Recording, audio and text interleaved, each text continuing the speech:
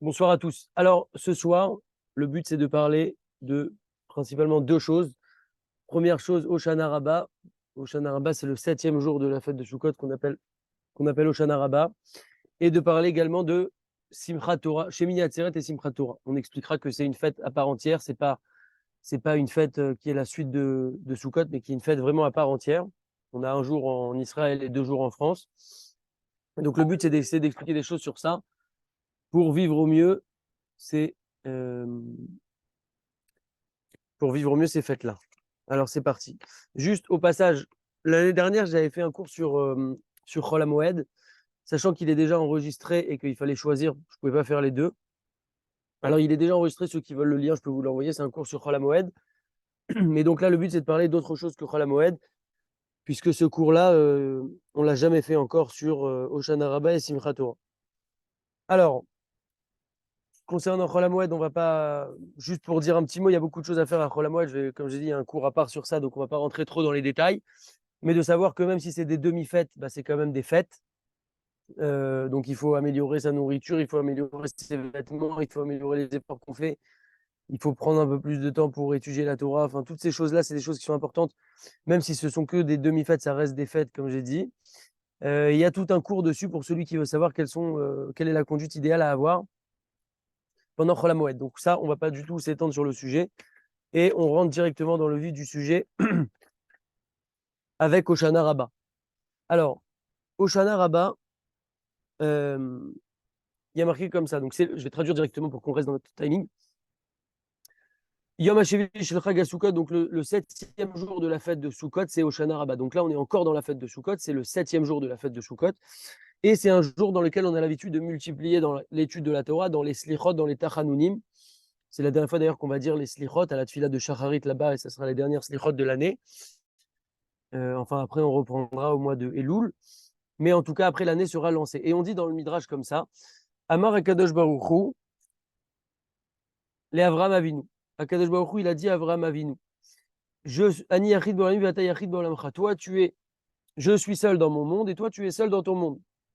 Et Hachem, il dit à Avram Avinu, il lui dit, dans le futur, je vais donner à tes enfants, à tes descendants, un jour particulier, écoutez bien, qui va leur pardonner leurs fautes. Vezeu Yom Hoshana Rabbah. Et de quel jour il s'agit? Pas de Kippour, pas de Rosh Hashanah, pas de ces jours-là, non, du jour de Hoshana Rabbah, qui est un jour qui va permettre d'expier les fautes.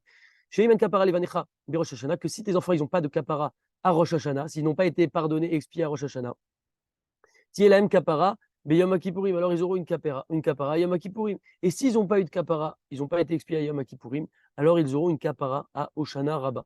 C'est donc littéralement la dernière des dernières chances. On assimile ça un petit peu c'est comme quand on prend une lettre juste avant de la mettre dans la boîte aux lettres. Eh ben, on fait toujours attention, si c'est une lettre très très importante, on fait bien attention qu'on a mis le bon destinataire, qu'on a bien mis l'expéditeur dessus, qu'on a bien mis les bons chiffres, les bons timbres, etc. Parce qu'on sait qu'une fois que ça y est, on a lâché la lettre dans la boîte aux lettres, alors ça y est, on ne pourra pas revenir dessus. Et donc, on fait attention. Pareil, quand on envoie un email qui est important, on fait très attention une fois qu'on a mis l'expéditeur, tout ce qu'il faut, etc., le destinataire plutôt. On a bien vérifié l'adresse mail, on a mis l'objet, on a mis notre signature. On fait très attention aussi, juste avant de cliquer, parce qu'on sait qu'une fois qu'on clique, eh bien, ça y est, ça sera envoyé, ce sera parti. Et donc là, c'est ce qui se passe avec Hoshana Rabbah. Tout a été décidé, écrit, fermé, scellé. Et là, c'est l'envoi. Et après, c'est lancé pour l'année Bezrat Hashem. On sait qu'on a l'habitude de faire une veillée. Nahagou Israël et Kedoshim Liot Ne'orim Kol Alayla Shel Hoshana Rabbah. On a l'habitude d'être réveillé toute la nuit de Hoshana Rabbah. Il faut savoir qu'il y a deux types de souffrances qui apportent une kapara, une expiation. Le premier type de souffrance, c'est le jeûne. Donc le jeûne, on a fait cette kapara-là, cette expiation-là à Kippour en jeûnant. Et après, on a le deuxième type d'expiation qui est le fait de veiller, de lutter contre le sommeil, qui est aussi une méthode qui permet de réparer nos fautes et qui apporte une kapara. Et donc cette kapara-là, on va la faire à Hoshana Rabbah pour la veiller. C'est pour ça qu'on a l'habitude de faire une veillée.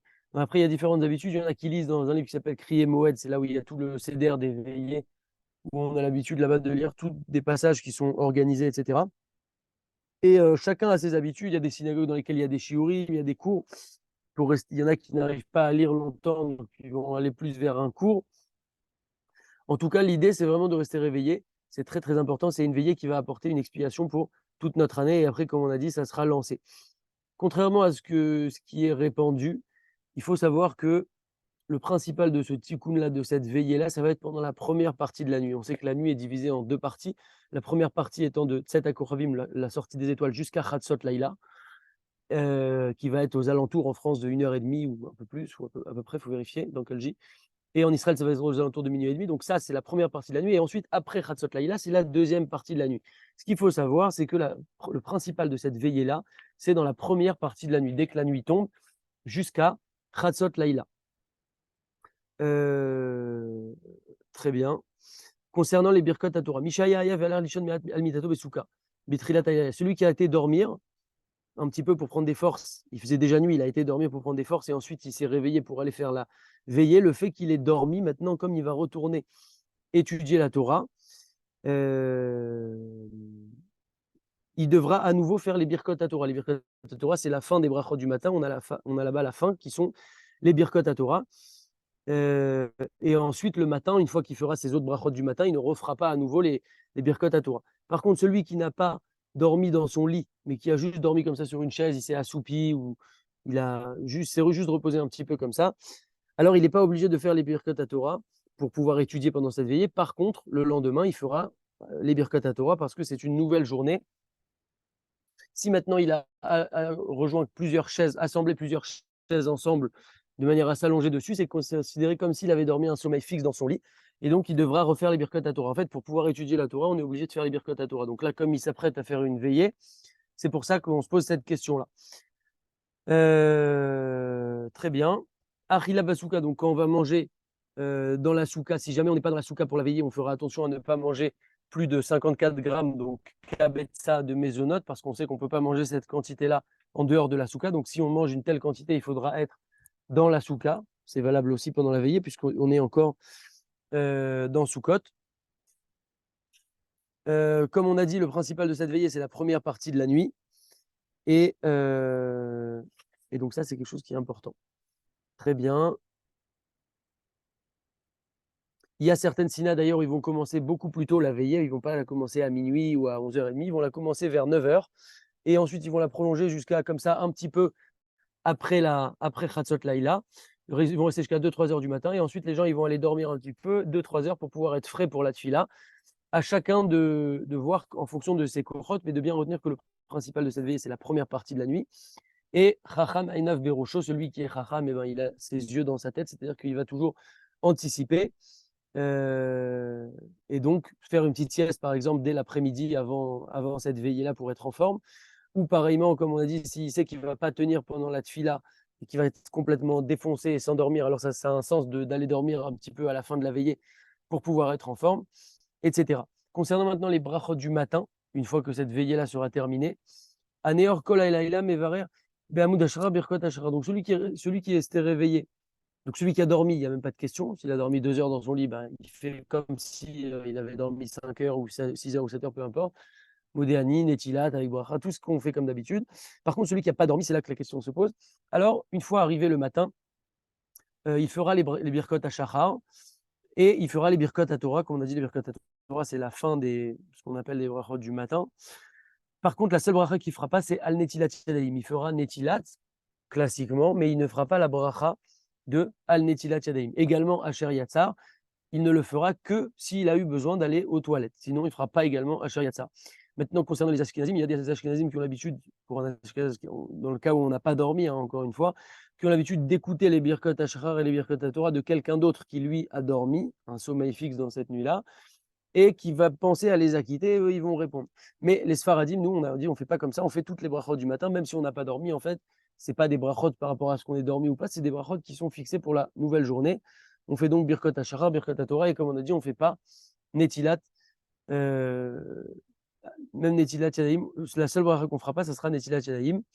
Et il y a aussi certains Ashkenazim qui font comme les Sfaradim et qui font toutes les Birkot Ashrar et toutes les Birkot Torah. Concernant les brachot, on sait que les Birkot Ashachar, les brachot du matin, on peut les faire à partir de Chatzot Laïla, le moment qui sépare les deux parties de la nuit. Par contre, concernant les Birkot Torah, qui sont la fin des brachot du matin, ce qu'on appelle comme ça, mais en fait, c'est deux morceaux séparés. Hein. Il y a les brachot du matin Et il y a les Birkot à Torah, mais dans les Sidurim, c'est à la suite. Donc, c'est la suite. Ça, par contre, il faudra absolument attendre Hamoud HaShachar, l'aube, pour pouvoir les dire, les Birkot à Torah. Ok, la tfila de Shacharit. Il faudra donc se réveiller, se renforcer comme un lion pour pouvoir faire sa tfila, son Kriyat Shema, sa tfila, sa Hamida, etc. au moment après cette veillée. Parce que le but, c'est pas de faire une super veillée et après d'être derrière complètement endormi, défoncé, etc., comme on a dit. Donc il faudra vraiment se renforcer, même si c'est pas facile, se donner du courage, se motiver. C'est une des dernières plus grandes filas de l'année où vraiment, après, on a dit, comme on a dit, tout est clôturé et le jugement est posté en quelque sorte. Vetov chez Tzibur, c'est bien que le Chaler Tzibur ne traîne pas trop dans cette fila-là, qu'il soit assez rapide, en priant bien comme il faut, mais voilà, il ne faut pas trop traîner.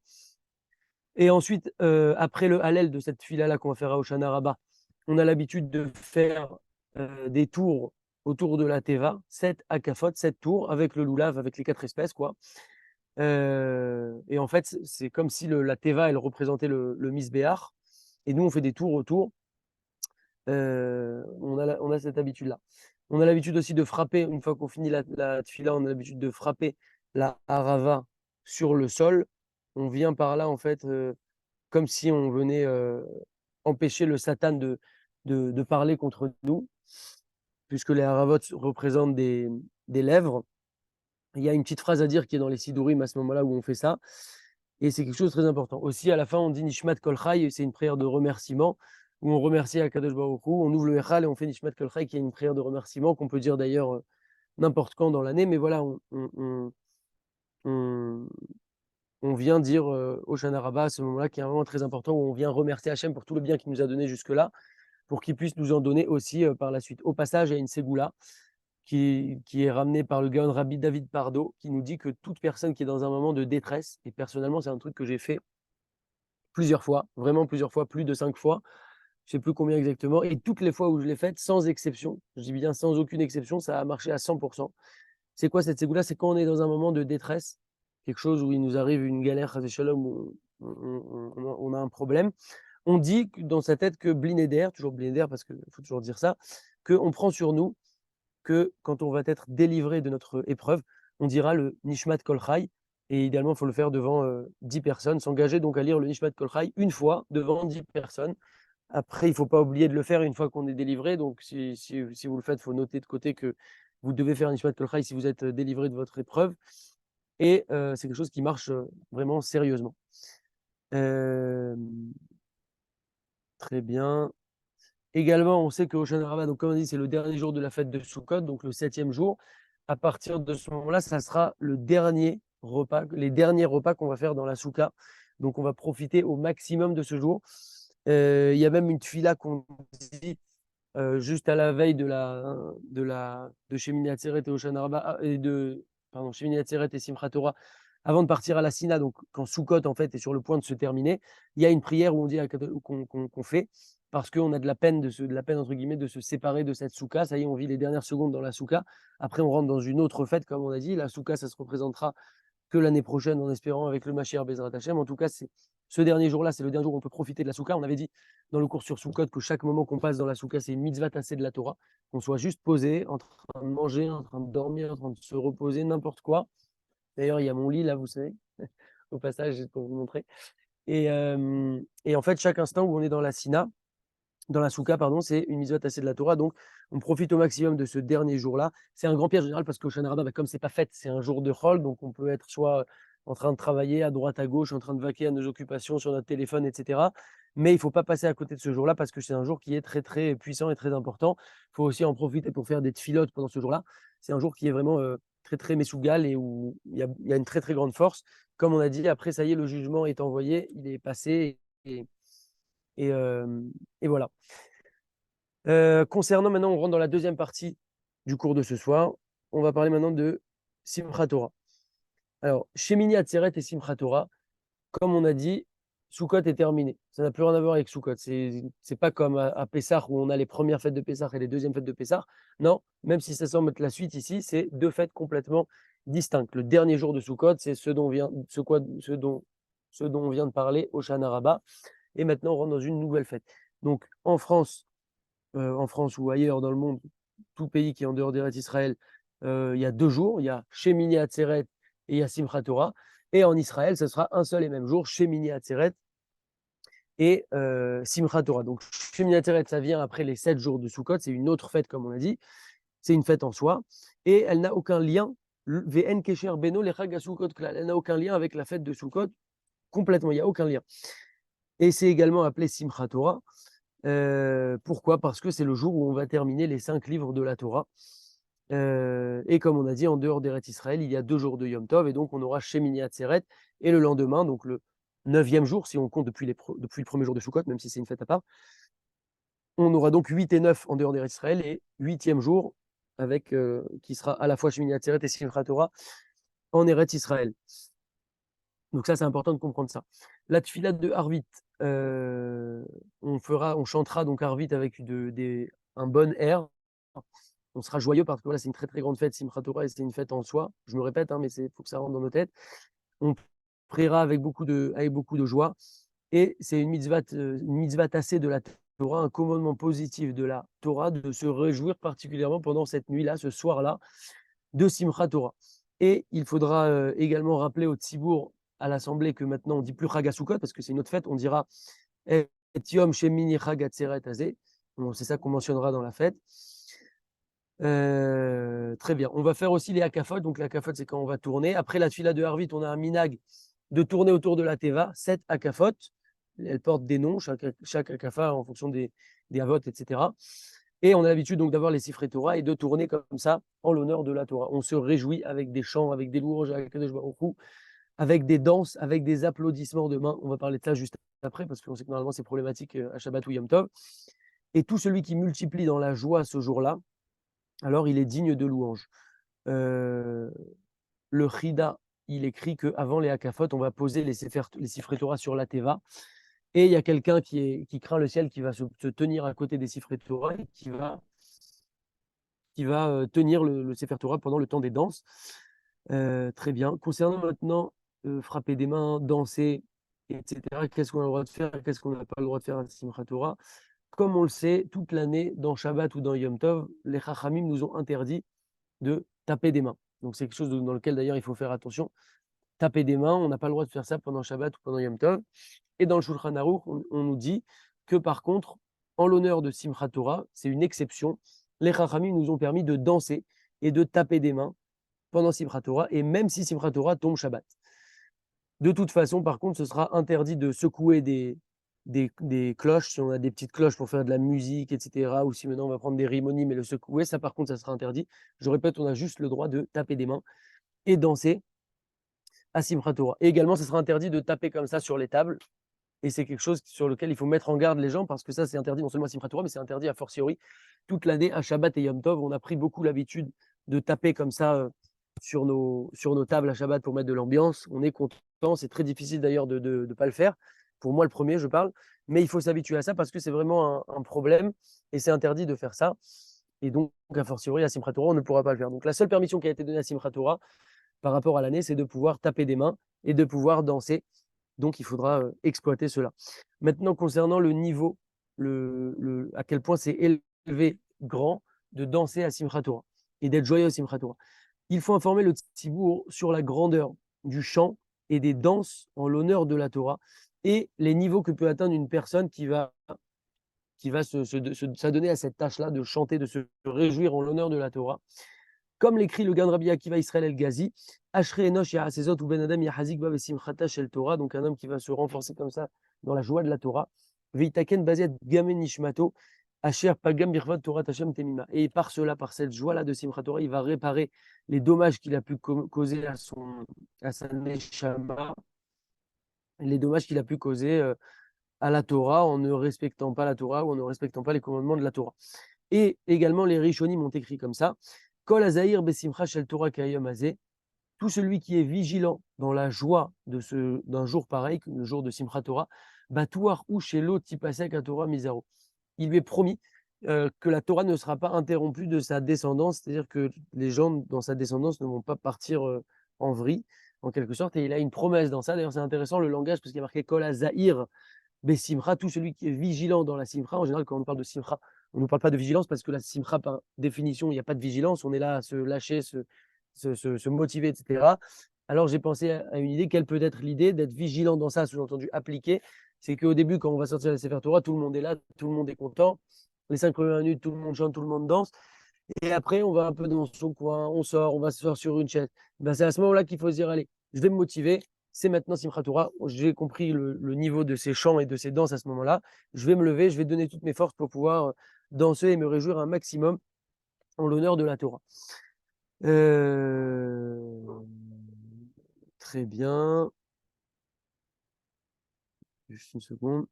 Également, Rabbeinu Chaim Vital, l'élève du Harizal, il témoigne sur son maître, le Harizal, qu'il était particulièrement vigilant dans cette joie-là de Simchat Torah. Il faisait des tours et il dansait autour des gens qui tenaient la Torah. Et il chantait, il criait vraiment de toutes ses forces. Bechol Roz Vetaratsumot, de tout son corps, quoi. Il se donnait vraiment à fond.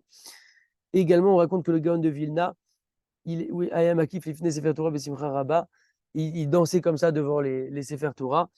Et il dansait, il se réjouissait comme ça. Et il dansait tellement que on voyait dans son visage une seconde. On voyait dans son visage comme des lambeaux de feu comme ça, tellement il dansait, tellement il était joyeux.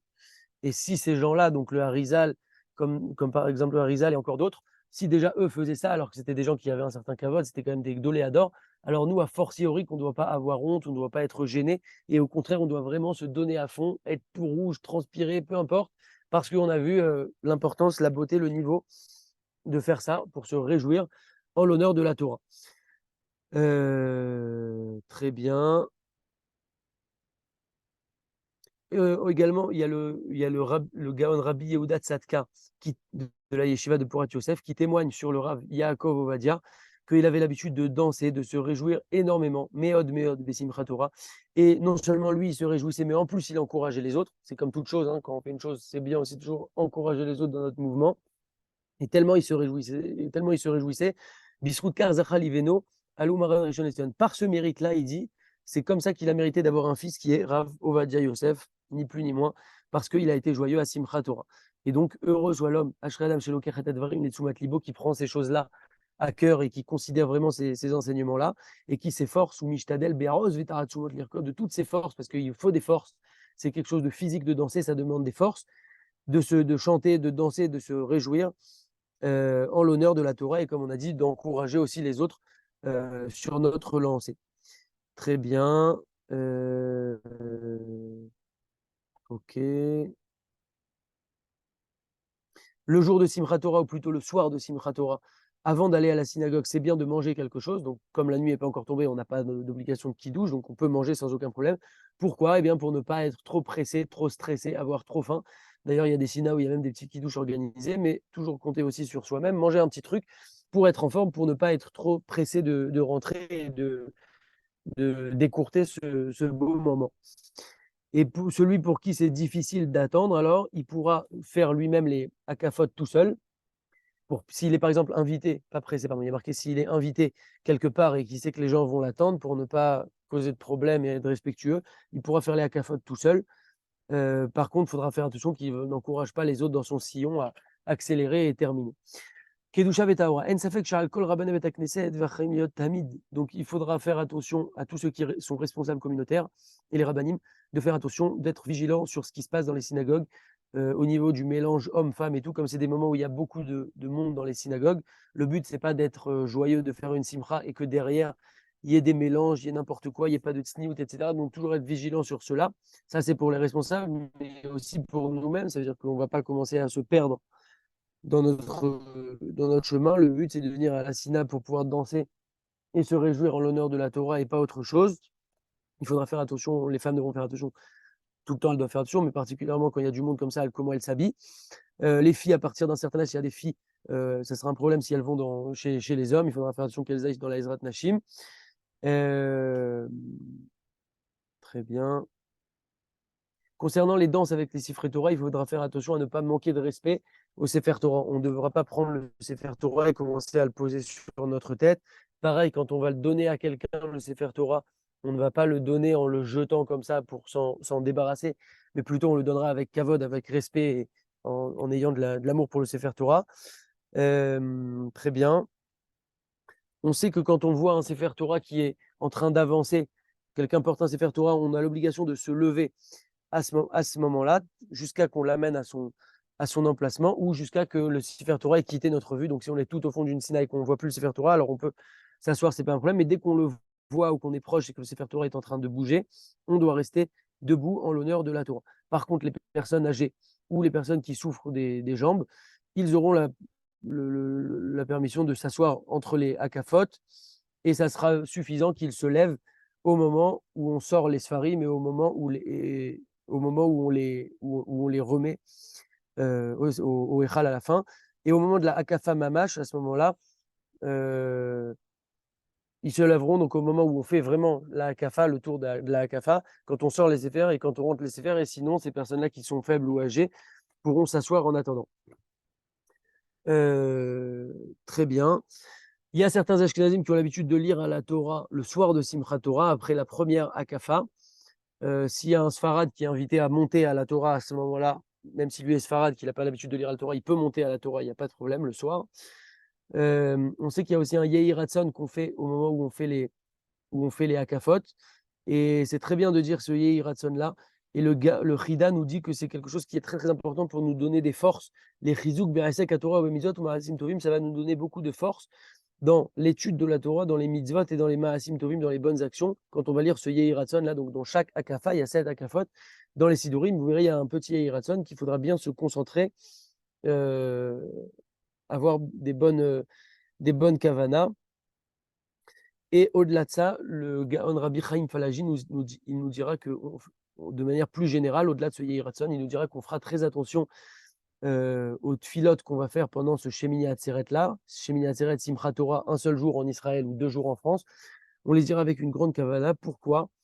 Car au-delà du fait que déjà c'est un tikkun pour tous les jours qu'on a passé depuis Rosh Hashanah jusqu'à Shemini Atzeret, maintenant on a accompli ce tikkun-là parce que c'est un petit peu un point final, un point d'accomplissement. Également, de plus, on sait que dans ces jours-là, Retson Elu Hayamim Yom Ratson Lishmo Hashem Tfilato Bechol Masherotse Adam Kayom Azeh. Les tfilotes sont particulièrement acceptés en ces jours-là, donc de Shemini Atzeret et Simchat Torah. Maintenant qu'on a accompli tout ce cheminement-là qu'on a fait depuis le mois d'Elul, les tfilotes sont particulièrement acceptés, écoutés par Akadosh Baruch Hu, comme nous dit dans le Zohar Akadosh, chez Kol Ma chez Shoel Adam et Akadosh Baruch Hu Bayomze. Écoutez bien, hein, c'est le Zohar qui dit, Parashat Tzav, tout ce que demande un homme à Akadosh Baruch Hu dans ce jour-là, donc de Shemini Atzeret Simchat Torah, Mekabel Tfilato Verose Bakashato. Akadosh Baruch Hu, il reçoit sa tfila et il accomplit sa demande. Donc voilà, il faut aussi prier dans la tfila, prendre un petit moment aussi pour prier avec ces mots à Akadosh Baruch Hu. C'est des jours qui sont très puissants. Chazarat et Sifrei Torah la Echal, donc ensuite on remet les Sifrei Torah au Echal, on chante à ce moment-là. Dans le Kiddush, donc là maintenant on rentre chez nous, on est le soir, dans le Kiddush, on va dire Etiom Shemini Chagatzeret Azeh, pas Sukkot, on fait attention comme on a dit, c'est une nouvelle fête qui n'a rien à voir. Ensuite, le lendemain, on a la tfila de Shacharit. En général, on la fait peut-être un peu plus tôt, surtout si c'est Shabbat, parce qu'il faut garder du temps pour pouvoir faire aussi la Seuda Shlishit, et surtout qu'il y a beaucoup de gens qui vont monter à la Torah, donc il faut aussi faire attention par rapport à ça. La Kriyat Torah, on sort 3 Sifrei Torah. Dans le premier Sefer Torah, on lit le Khatan Torah. Khatan Torah, donc c'est Parashat Vezot Aberacha. On termine la Torah. Et dans le Sefer Sheni, le deuxième Sefer, on va lire Khatan Bereshit, où on commence Bereshit. Et dans le troisième Sefer, on lit le Maftir. Donc, comme on a dit, on a 3 Khatanim à Simchat Torah. Les 3 Khatanim, donc, qui s'appellent Khatan Merona, Khatan Torah et Khatan Bereshit. Khatan Merona, c'est celui qui monte en premier, lui, il monte avant le Khatan Torah. C'est comme s'il il précède le Khatan Torah, donc il l'accompagne un petit peu en quelque sorte. Ensuite, deuxièmement, on a le Khatan Torah qui, lui, termine la Torah avec la paracha de Vezot Aberacha. Et ensuite, après lui, immédiatement, on a le Khatan Bereshit qui commence de nouveau la Torah. On sait qu'on enchaîne tout de suite pour ne pas donner au Satan la possibilité de nous accuser, de dire sous-entendu, voilà, ils ont fini la Torah. Ben maintenant, ils ont fini et c'est terminé. On montre tout de suite qu'on est dans un cycle. Dès qu'on a fini, on redémarre. C'est pareil, les Teilim, quand on finit le livre de Teilim, on a l'habitude, souvent dans des livres de Teilim, vous voyez le premier Teilim à la fin, c'est pour montrer qu'on redémarre à nouveau tout de suite, il y a cette notion-là qui est commune. Concernant le Khatan Torah, juste quand je regarde le timing, ouais, c'est bon, ouais, bon.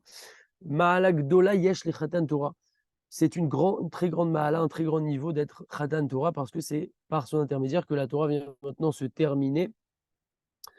Et c'est à son sujet qu'on dit Ki mechabedai echabed. Donc, Akadosh Baruch Hu dit ceux qui vont m'honorer, je vais les honorer. Donc, la personne vient honorer Hachem en quelque sorte en terminant la Torah, en étant Khatan Torah. Alors, Hachem va l'honorer. Et également, il mérite le Khatan Torah qu'on lui pardonne toute faute. D'ailleurs, souvent, c'est un rave qui va monter au Khatan Torah. Après, il y a différentes habitudes. Il y en a qui le vendent aussi. Euh, il y en a qui font même deux minyanim, un où ils vont vendre à quelqu'un et un ils vont faire monter le rave dans une autre lecture juste à côté. En tout cas, le Khatan Torah, quelque chose de très très élevé. Dans la synagogue de Rav Ovadia Yosef, il y avait des enchères, ils vendaient Khatan Torah. Et,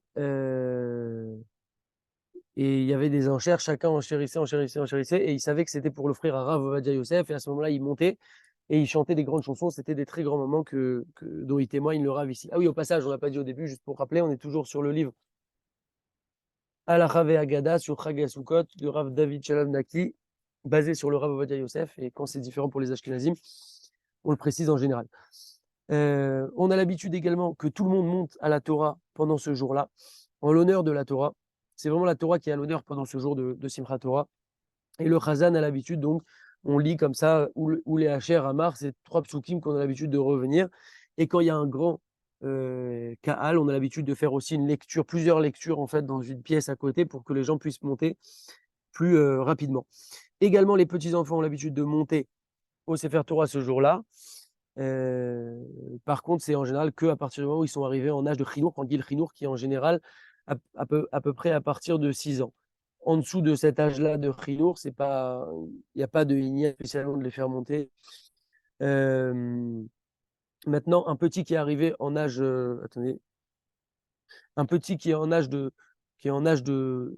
Chinour, donc à partir de 6 ans, mais on sait qu'il n'est pas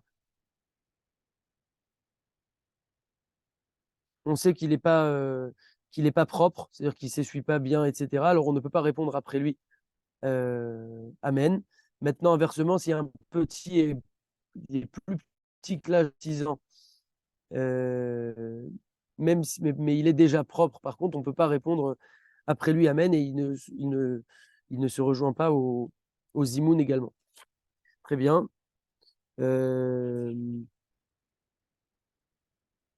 On sait qu'à partir de Shemini Atzeret également, on va dire Mashiva Ruach Umorida Geshem. C'est à ce moment-là qu'on commence à dire Mashiva Ruach Umorida Geshem. Donc Mashiva Ruach Umorida Geshem, on mentionne la capacité d'Akadosh Baruch Hu d'amener les pluies et le vent. C'est pas une demande de pluie, c'est juste la mention d'Akadosh Baruch Hu d'être capable de faire ça. La demande, ça sera plus tard. Ça sera au moment où on dira Barech Alenu. Ça dépendra du moment en fonction de si on est en Israël ou plus tard. Il faut bien comprendre ces deux choses différentes, hein, à l'image de quelqu'un c'est comme si je dis à quelqu'un, ah, toi, j'avais entendu cet exemple un jour, je crois, tu fais des super cappuccinos, je lui fais un compliment, ça ne veut pas dire que je veux tout de suite qu'il me fasse un cappuccino. S'il est 23h et je lui dis ça, j'ai pas envie d'un cappuccino, mais je lui dis, toi, tu fais des super cappuccinos. Par contre, le lendemain matin, je vais peut-être venir et lui dire, est-ce que tu peux me faire un cappuccino? C'est deux choses qui sont différentes. Très bien. Si on s'est trompé et qu'on a dit Moridatal au lieu de Mashiva Ruach, mais qu'on s'en est rappelé avant de dire Baruch Ata Hashem, alors c'est bien de reprendre à Ata Gibor et de dire bien donc comme il faut Mashiva Ruach. Si maintenant on a déjà dit Baruch Ata Hashem pour dire Mechaye Ametim, alors ça y est, on ne pourra plus revenir en arrière, on ne reviendra pas en arrière. Également, on a l'habitude de faire une Seouda en l'honneur de la fin de la Torah. Minag Israël Arasot Seouda Lichvoda Shel la Torah. On montre par cela qu'en fait, on est heureux de pouvoir mériter maintenant d'être les fils du roi du monde, les enfants du roi du monde, Akadosh Baruch Hu, qui nous a choisis, Asher Bachavanu Mikol Ha'amim, qui nous a choisis parmi les peuples, Venatan Lanu Ad Torah Toa Kedusha, qui nous a donné sa Torah, sa sainte Torah, c'est un cadeau qu'il nous a donné, qu'il nous a confié. Et donc, on montre par cela notre réjouissance. Et on a l'habitude donc de faire un grand kidouche à ce moment-là.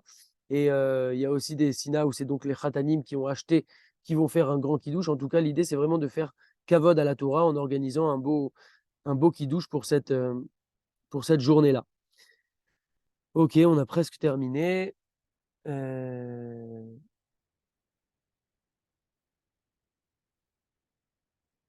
y a des sinas où ils n'ont pas l'habitude de faire un kidouche, mais c'est une mauvaise habitude. Il faut absolument essayer de mettre en place un kidouche. Donc, si vous êtes dans une sina où il n'y a pas de kidouche, essayez d'en mettre en place un, même si c'est à vos frais, vous inquiétez pas. C'est Hachem qui apporte la parnassa. Et donc, c'est bien, c'est vraiment quelque chose qui est en l'honneur de la Torah. C'est un jour très, très élevé, un des jours les plus grands de l'année, puisqu'on fête tout simplement la Torah.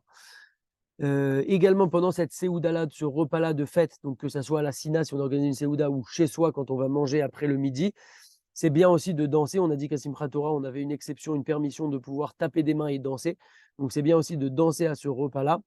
Et on avait aussi chez Rav Ovadia Yosef, comme ça, les gens venaient autour de sa table et faisaient après le birkat, ils faisaient comme ça des danses autour de lui. Concernant les hakafot, on a l'habitude donc de faire des hakafot. On a dit, donc ça, tout à l'heure, on a parlé du soir de Simchat Torah, mais on a l'habitude aussi de faire des hakafot le matin après la tfila et également à Mincha. Il y en a qui ont aussi l'habitude de faire des hakafot, donc 3 fois des hakafot. Et on nous enseigne comme ça que ainsi avait l'habitude d'agir le Harizal.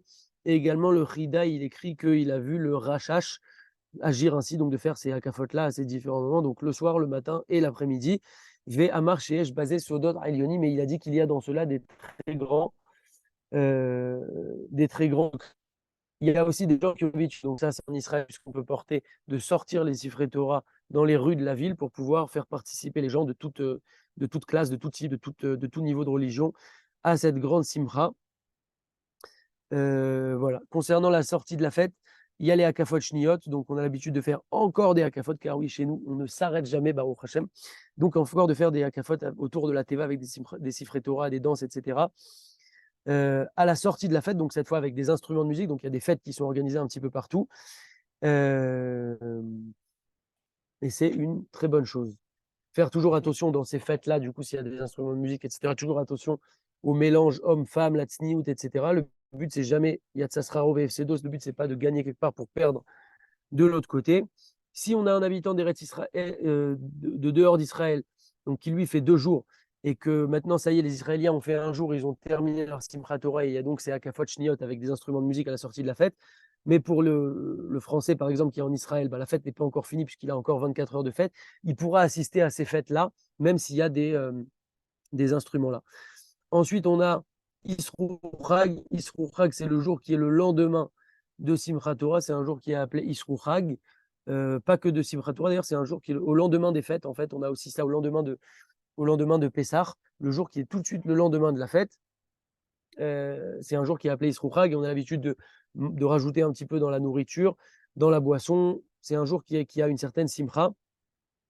Et le Chida nous écrit qu'on s'efforcera dans ce jour-là, donc de Isrou Chag, le lendemain de la fête, avec beaucoup d'avoir de la Hirat Shamaïm, de la crainte du ciel, et d'étudier encore plus la Torah Lishma, qui Utrilat Shana Vesimantav Lechol Hashana. Ici, il nous dit que comme voilà, on a fini maintenant tout ce sprint en quelque sorte des fêtes, ce magnifique enchaînement, alors on lance l'année puisque c'est un bon siman pour, pour toute l'année. Concernant les restes de la souka, ce qui nous restera, on ne pourra pas les mépriser, on ne pourra pas les écraser ou les jeter comme ça dans une poubelle. Il faudra les mettre de côté, par exemple, même si c'est dans la rue et qu'il y a un éboueur qui va venir les ramasser, c'est pas grave. Il n'y a pas de problème, mais les respecter en quelque sorte, les mettre un petit peu de côté comme ça et ne pas les écraser ou autre. Et ensuite, voilà, on termine dans 2 minutes. Ensuite, on a le Shabbat. Donc là on a fini sur la fête. Shabbat Bereshit, le premier Shabbat, donc qui sera le Shabbat Bereshit, et on termine avec ça, ça sera donc, on va commencer de nouveau la Torah. On commencera par Parashat Bereshit. Tous ceux qui veulent se motiver à étudier le Chumash, personnellement, c'est mon cas, parce que chaque année, j'essaye d'étudier le Chumash avec Rashi, ou au moins une montée par semaine, enfin petit à petit comme ça. C'est bien, voilà, c'est une nouvelle année, c'est un nouveau lancement. Donc, on va recommencer à Bereshit. Et on a l'habitude de chanter d'ailleurs à ce moment-là à Shabbat Bereshit. On vend aussi en général cette première montée de la Torah de Bereshit assez cher.